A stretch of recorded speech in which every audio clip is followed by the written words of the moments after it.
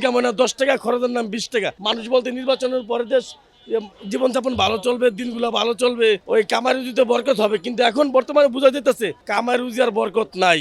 নতুন সরকারের কথা কি বলবো আমি? নতুন সরকার, দেশের সরকার, মাননীয় প্রধানমন্ত্রী, যে আমাদের মতো সাধারণ পাবলিক ভোটার আইডি কার্ড বানাইতে লাগে মনে করেন 6 মাস 7 মাস, উনি প্রধানমন্ত্রী হয়ে 24 ঘন্টায় বানাই এলেছে। কিন্তু আমরা সাধারণ পাবলিক বলে কি আমাকে কোনো দাম নাই? মানে নাকের একা ডুম রয়েছে, এছাড়া কোনো কিছু আর বলার কোনো কাবু নাই। যেই টাকায় বেতন পাই এই টাকা দিয়ে চলার কোনো কাবু নাই ভাই।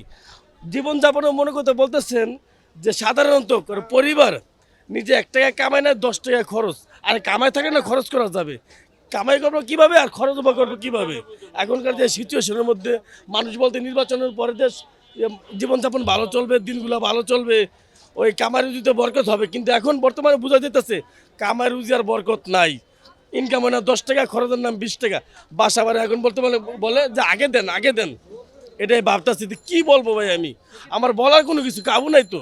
নতুন সরকারের কথা কি বলবো আমি? নতুন সরকার, দেশের সরকার, মাননীয় প্রধানমন্ত্রী, যে আমাদের মতো সাধারণ পাবলিক ভোটার আইডি কার্ড বানাইতে লাগে মনে করেন 6 মাস 7 মাস, উনি প্রধানমন্ত্রী হয়ে 24 ঘন্টায় বানাই এলেছে আইডি কার্ড।